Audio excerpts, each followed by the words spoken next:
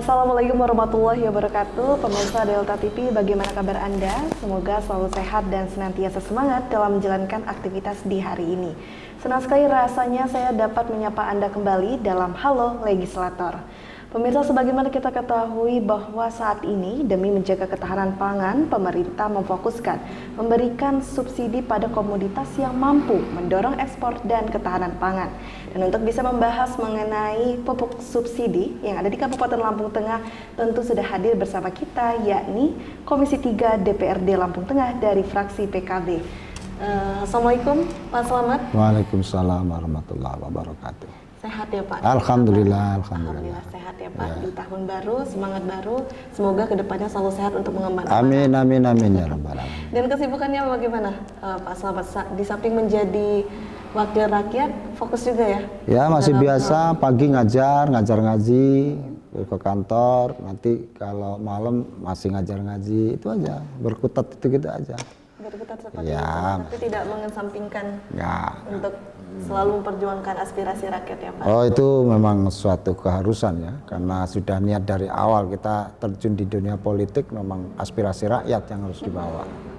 Dan aspirasi rakyat. Iya. Nah, saya ingin kembali lagi fokus kepada mengenai pupuk subsidi yang saat ini akibat ada Permentan nomor 10 tahun 2022 ini, kebijakan tersebut membuat petani itu semakin sulit ya Pak, kita lihat. Bagaimana untuk situasi di Kabupaten Lampung Tengah akibat kebijakan tersebut? Saya tidak spesifik melihat secara umum ya, tapi kejadian di kampung saya, ini di Kaboktan rupanya. Ternyata kesulitan pupuk ini menjadi masalah utama jadi orang tani. Gitu. Jadi kalau pupuk datang langsung habis dan tidak cukup ya, dengan kebutuhan. Kita mau lari ke organik, kita belum biasa ke organik. Sebenarnya perdanya sudah ada tuh, tapi karena kurang sosialisasi, kemudian pupuk organiknya seperti apa dari Dinas Pertanian, makanya ya petani lari ke pupuk kimia. Iya. Tapi di pupuk kimia nggak ada pupuknya.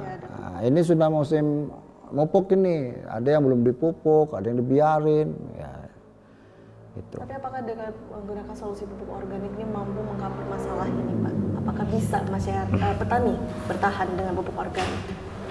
Ini ya tidak mengcover 100%, paling nggak hidup ini kan ada solusi ya kan. Kalau trouble-nya 90%, lebih minim lagi nih, 40% umpamanya. Menjanjikan pupuk organik. Tahun kemarin saya coba pakai pupuk organik, saya lupa pupuk apa itu, saya beli juga. Ya alhamdulillah ini bagus juga. Bagus juga. Ya. Tapi perlu ada juga ya subsidi pupuk dari pemerintah ya Pak? Ya. Sehingga kalau Bapak melihat dari adanya kebijakan ini merupakan langkah yang belum tepat. Mungkin karena kebijakan ya mungkin udah itu kan kebijakan ini dikaji oleh orang-orang yang notabene-nya nggak pernah jadi orang petani kali ya, sehingga nggak pas kebijakan itu. Kalau pas mungkin kalau musim pupuk kayak gini pupuk dibagi, kita ditarik untuk subsidinya dikurangin, akibatnya pupuk-pupuk itu mungkin datang mungkin nggak nyampe karena ada subsidi yang kurang seimbang, ya dijual yang agak lebih mahal mungkin harganya ya, kita nggak suudon ya, tapi apa itu lebih apa tuh kata-katanya, faktanya di bawah ini petaninya nggak dapat pupuk gitu. Nyatanya seperti itu. Sampai sekarang. Kemudian kalau mau beli yang non subsidi nggak kuat harganya kan, gitu. Jadi itulah yang kesulitan petani saat ini ya Pak ya. Sebenarnya apa inti yang diinginkan dari petani sejauh dari yang sudah didengar oleh Bapak?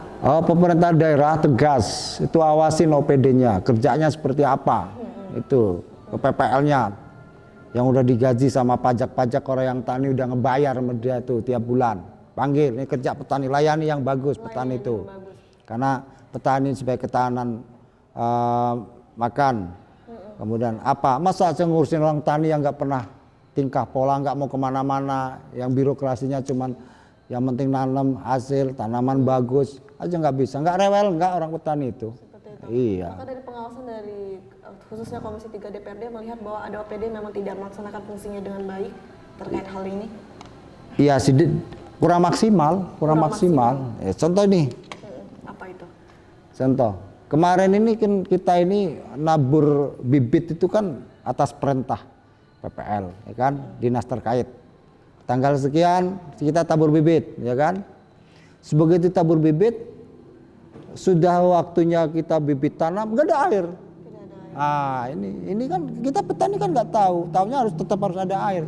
Supaya edukasi ini tetap jalan, supaya ada air terus, ya gimana caranya? Jangan nyalain Tuhan. Ini kan nggak ada air, Pak. Hujan dari langit belum turun. Ya petani nggak mau tahu, toh. Iya, itu loh contohnya. Nah sekarang ini udah berapa nih? Nabur bibit lagi, kemudian dijanjian lagi. Ini insya Allah irigasi mau ngalir, nggak ngalir lagi. Lah yang sudah nanam pasca ini yang sudah 1 bulan nggak ada air. Jadi yang nanam juga susah. Susah juga. Iya. Jadi di sini komitmen ya Pak dari Komisi 3 DPRD akan terus selalu mengkantor masalah ini ya. Kita akan mengkantor, kita akan panggil dari pengairan, dinas pertanian, kesulitannya apa. Ini kan masalah ini bukan masalah musiman, tapi rutinan. Gitu loh. Tiap tahun. Tiap tahun iya, tidak selalu ada. Ada pembaharuan, tidak ada pembaharuan. Kalau memang alasannya di penampungan debit air nggak nampung sekian kubik, ya bagaimana caranya supaya 1 kali hujan itu bisa nampung airnya awet kan itu. Kalau memang persoalannya di anggaran, ya udah minta aja di anggaran, kita fokus ke situ. Karena kalau sudah persoalan dengan petani ini krusial, ini trouble pokok ini. Harusnya kalau mesin itu iya, karena urusannya petani ini kan dengan ketahanan makan. Makan ini hubungannya dengan perut ini hubungannya dengan kondusivitas apa aja. Kalau udah lapar, ya mau apa jadi makan. Benar sekali. Saudara dimakan, daun dimakan, nabrak uang rentenir, petani-petani tambah mati. Dan jika krusial dalam waktu dekat juga dari Komisi 3 DPRD akan meninjau, bertemu udah, itu kita kalau ke petani udah turun. Sudah turun? Sudah turun, saya tanya, apa masalahnya kok ini? Alasannya debit air di penampungan sana. Ya, kita belum sampai ke sana sih. Gitu. Tapi harapan saya pemerintah daerah anggarkan, bicarakan bareng-bareng. Kita kira-kira untuk membangun kanal penampungan air yang di sana untuk nampung air hujan ini berapa miliar, itu aja. Biar petani sejahtera. Kalau petani nggak sejahtera, udahlah, ngeri kita. Dia berdoa, ya Allah, kita udah makan susah ya Allah, lebih baik kita mati ya Allah, turunin musibah. Kan itu yang enak-enaknya kena musibah. Gitu. Kalau kita lihat di Kabupaten Lampung Tengah itu menjadi komoditas utama juga hasil pertanian ini. Iya. Ya, Soeharto itu terkenal dengan apa ya? Presiden pembangunan kan, karena kemudian Lumbung terkenal dengan lumbung padinya. Gitu. Nah, sekarang ini saya berharap pemerintah daerah kepada bupati, pihak-pihak terkait lebih fokuslah kepada petani ini.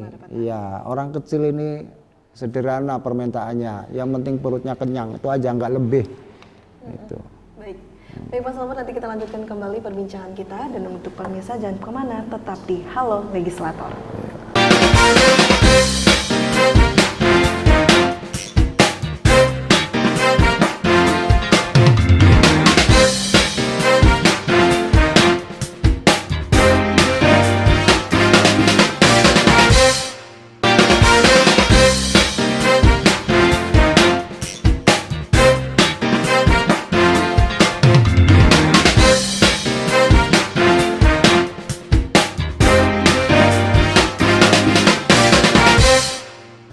Terima kasih pemirsa, Anda kembali menyaksikan Halo Legislator.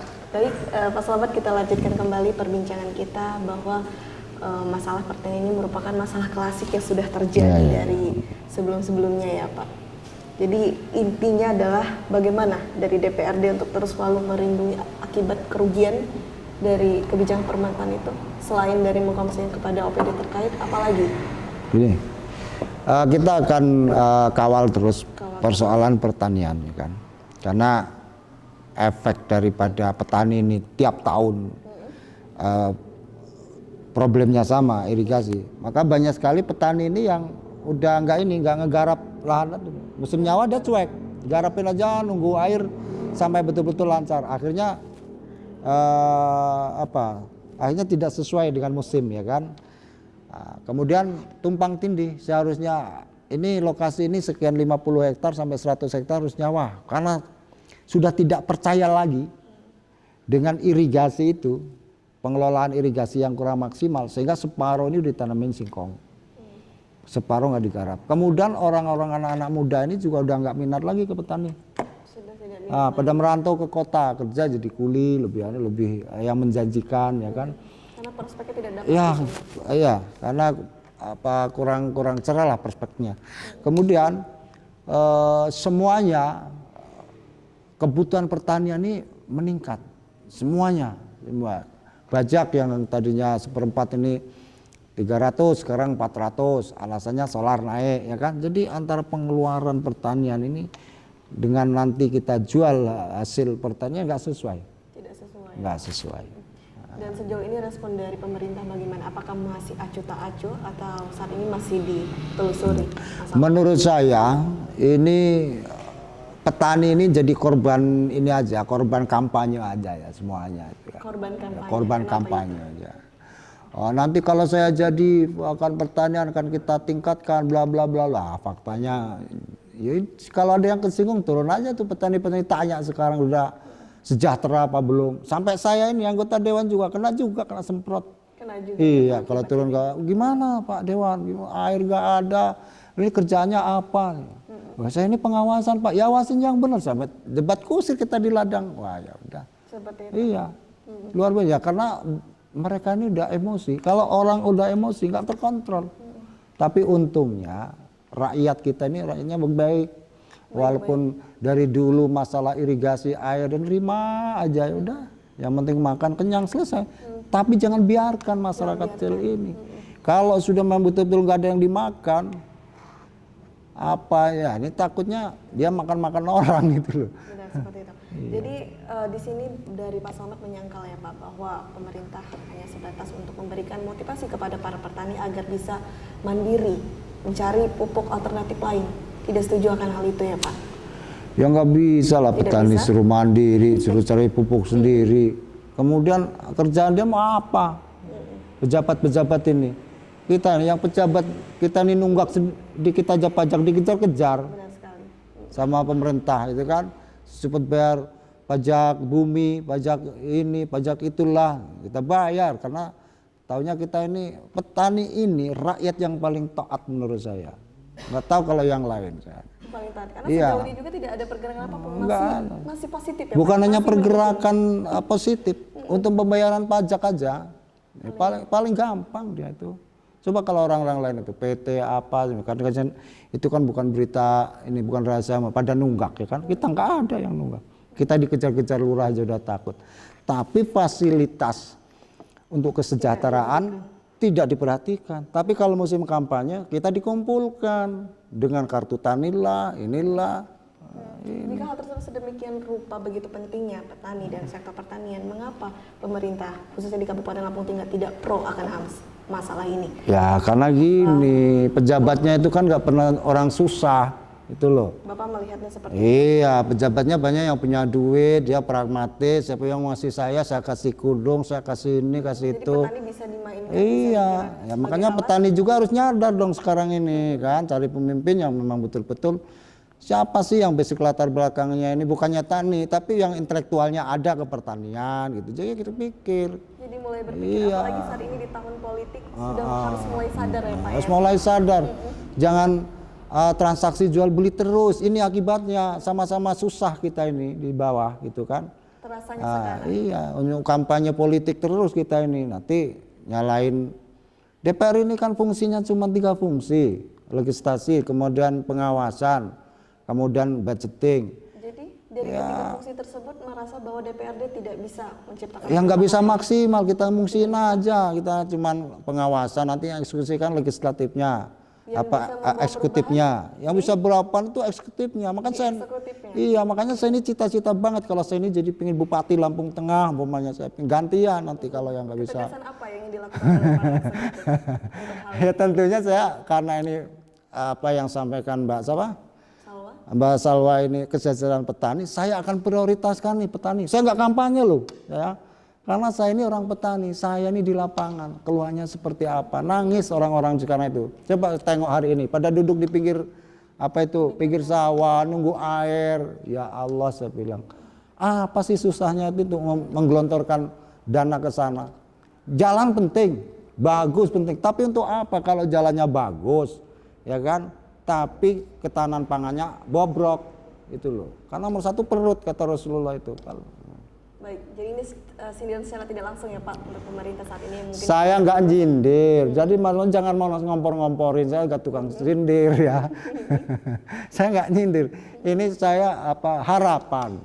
Mungkin Pak Slamet juga menyampaikan apa ya suara dari para petani Oh iya. yang saat ini merasa bahwa fokus di Kabupaten Lampung Tengah tidak pada petani, justru pada sektor lain yang mungkin tidak se-urgent masalah saat ini. Nah, kurang maksimal yang jelas, kurang maksimal yang untuk jelas petani. yang Ya. ditekankan. Baik, nanti kita lanjutkan kembali perbincangan kita Pak Slamet, dan untuk pemirsa jangan kemana-mana, tetap di Halo Legislator.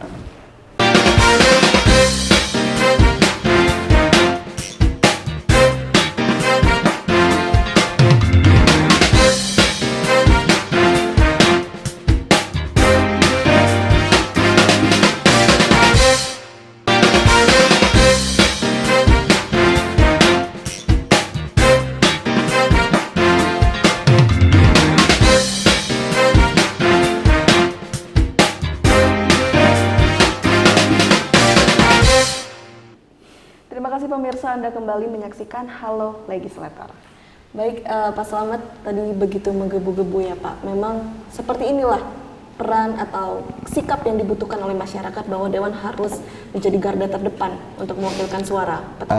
Saya ini hanya sekedar menyampaikan aspirasi konstituen saya, rakyat saya, ya kan. Kayak gini ngomong, yang dibutuhkan oleh petani ini apa sih? Fasilitas untuk pengelolaan pertanian ini lancar, itu aja. Habis itu nggak jauh-jauh dia cita-citanya. Kalau udah habis panen, udah dia tenang, makan tenang, udah. Paling dia mikir kewajiban sama pemerintah apa, itu. Nah sekarang berbalik ini. Mestinya berpikir, yang gaji gubernur, yang ngasih makan itu beras dari mana? Dari petani itu. Jangan nakan-nakan tuh. Bupati, DPR saya sendiri, saya ngomong saya sendiri. Dengan fasilitas negara yang di atas rata-rata dia, ya mestinya fokus dong untuk petani ini. Kasihan dia ini untuk tumbal terus ya kan. Tapi kalau petaninya makmur, doanya enak, kita akan makmur semua.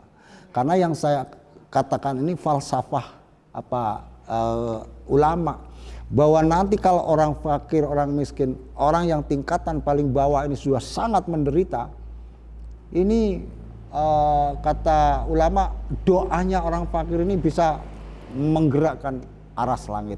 Makanya sekarang banyak bencana apa? Di Jawa Barat bencana, orang makmur, tapi kan terlalu banyak orang ngejerit, yang orang kecil-kecil itu. Nah, sementara pejabat-pejabatnya tuh, ya kalau pejabat mah nggak ada ceritanya ekonomi ini musim peceklik, nggak ada, gaji tetap. Iya. Justru malah rakyat-rakyatnya. Rakyatnya itulah yang harus kita pikirkan. Pas panen paling enggak harga stabil. Ini enggak panen turun ya kan? Panen jagung turun. Saya kemarin panen jagung harga cuma 2.500. Modalnya pupuknya udah banyak. Sekarang tenaga naik semua. Semuanya luar biasa gitu. Dan ini masih terus diperjuangkan ya Pak? Masih saya terus perjuangkan, saya panggil OPD-nya yang terkait dengan pertanian, maunya apa. Karena kita ini terkait dengan anggaran, pokoknya di alas anggaran, ini tambah lagi gitu, ya nggak apa-apa. Yang penting itu petani lancar, air, jangan nyalain langit. Itu kan sementara ini saya kemarin ketemu kelompok-kelompok tani ini, dia udah ada beberapa kelompok petani dengan pengairan. Ditanya, Pak kok bisa hanya begini? Oh enggak, ini jarang hujan Pak, di sana enggak nampung. Lah kita ini kan khalifatul fil ardi, diwakilkan oleh Allah turun di bumi untuk mengelola bumi. Artinya kalau turun seminggu ini sekali ya dikelola gimana air ini bisa cukup. Yang tanggung jawab siapa? Penyelenggara negara. Itu, iya. Kalau gitu terus ya Pak. Terus ini, saya kasihan tuh orang petani tuh. Iya. Tapi ini bukan semata-mata karena kampanye kan Pak? Wah enggak, ya? enggak kampanye. Tapi kalau ada memang ada yang simpati dengan saya ya alhamdulillah. Gitu aja. Saya enggak kampanye. Karena janji politik itu juga penting. Setuju atau tidak? Janji politik yang penting ditepati. Karena salah satu orang munafik itu kalau udah janji nggak ditepati. Tidak ditepati. Dan selama sejauh ini masa batin dari Pak Slamet selalu ditepati ya janji politik yang saya nggak ngomong kayak gitu, enggak. Saya nggak ngomong. Cuman itu tadi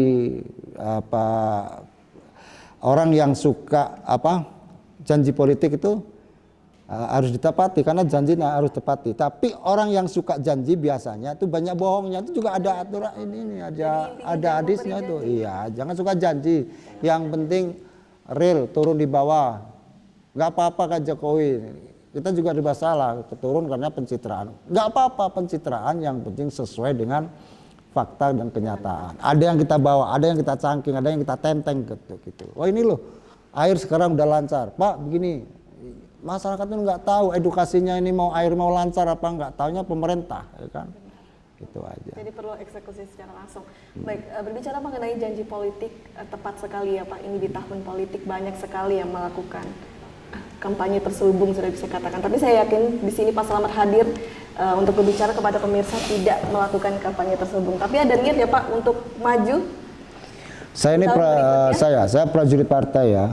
Jadi prajurit partai itu semuanya ada di komandannya. Kalau bilang komandan udah ini nggak usah nyalon ya enggak. Ya ngapain maksa-maksa badan ya kan. Tapi kalau memang Pak Slamet masih dibutuhkan selaku kader partai, berangkat. Kalau enggak ya enggak, ngapain susah-susah. Jadi siap sedia, masih menunggu keputusan. Siap, prajurit partai kita harus taat kepada perintah atasan. Oke, baik Pak Slamet, saya ingin tahu mengenai pendapat dari Pak Slamet mengenai yang saat ini sedang in-innya ya Pak ya. Bicara mengenai sistem proporsional tertutup atau terbuka. Saya ingin tahu Pak Slamet pro dari kedua sistem tersebut yang mana? Tertutup atau terbuka? Kalau saya sesuai dengan aturan yang sudah ada ya sebenarnya, memberikan kesempatan yang memang bisa membawa aspirasi rakyat lebih dekat, bisa tercover kepentingan karena ada kedekatan emosional. Tapi kalau yang tertutup ini kan titipan partai kan. Jadi kader-kader partai siapa yang dipasang nomor 1, ya udah tidur aja ya jadi. Saya nih, siapa yang nggak kenal saya, tapi kalau saya nggak ditaruh nomor 1 di nomor 5 ya walaupun banting tulang setengah mati nggak bisa bawa aspirasi rakyat. Tapi orang yang bisa diwakilkan oleh partai dan tidak menjamin walaupun toh siklusnya sama-sama nggak bisa menjamin, tapi secara emosional kedekatan yang terbuka ini kan lebih dekat dengan masyarakat. Jika menggunakan sistem orang yang lebih dekat aja kadang masih bohong janjinya, apalagi cuman titipan partai. Belis bisa-bisa. Jadi Bapak melihat akan ada indikasi kecurangan kalau menggunakan sistem proporsional tertutup. Masyarakat akan dirugikan tentunya. Saya nggak bisa kecurangan, enggak. Saya nggak bilang kecurangan. Cuman dia akan jadi kader partai, underbow partai yang dititipkan untuk ngebohongin rakyat, bisa menghasilkan puing-puing harta di partai. Itu aja kepentingannya, nggak lebih tuh. Iya. Tapi kalau sekarang terbuka kan, enggak. Masyarakat akan bisa tahu. Iya, ini A, ini si B, ini palanya peang, ini palangnya botak, ini. Pilih kau yang mana. Oke, baik Pak Slamet, menarik sekali tapi tidak terasa kita sudah di penghujung acara. Mungkin sekiranya bisa menyampaikan sebagai closing statement apa yang ingin disampaikan untuk pemirsa di rumah. Bismillahirrahmanirrahim. Assalamualaikum warahmatullahi wabarakatuh. Saya Kiai Haji Slamet Anwar, anggota DPRD Kabupaten Lampung Tengah. Pertama, saya memberikan masukan terhadap petani, manfaatkan bumi-bumi yang kurang dimanfaatkan agar bisa menjalankan ketahanan ekonomi lingkungan, menanam cabai, sayuran dan lain sebagainya. Yang kedua, tentunya menggunakan ekonomi secara seminim mungkin sesuai dengan kebutuhan, karena dengan iklim yang tidak menentu. terkait dengan ekonomi, terkait dengan politik, saya berharap terutama di kader-kader Partai Kebangkitan Bangsa, ya, kita jangan diukur dengan pragmatis semua, jangan diukur dengan finansial, bahwa silaturahim, kedekatan dengan konstituen adalah nomor satu, sehingga kita high cost politiknya tidak tinggi dan Anda tidak akan menyesal nanti tatkala tidak berhasil di dunia politik. Terima kasih. Baik. Terima kasih Pak Selamat, semoga sukses dan sehat selalu ya Pak. Semoga apa yang sudah kita bincang saat ini dapat didengar. Terima kasih. Dan tak lupa saya ucapkan terima kasih juga untuk pemirsa yang ada di rumah. Kita doakan semoga Kabupaten Lampung Tengah perhelatan demokrasinya dapat sukses karena sudah terlihat sekali hingar-bingar politik yang diperkirakan akan semakin ketat. Karena pemilu menjadi suatu proses yang begitu penting dalam negara demokrasi untuk menentukan pemimpin di sosok mendatang. Karena sikap berintegrasi menjadi sikap yang begitu dibutuhkan untuk perhelatan demokrasi yang sehat. Saya Salsa Sakinah, mewakili kru yang bertugas hari ini pamit undur diri. Wassalamualaikum warahmatullahi wabarakatuh. Sampai jumpa.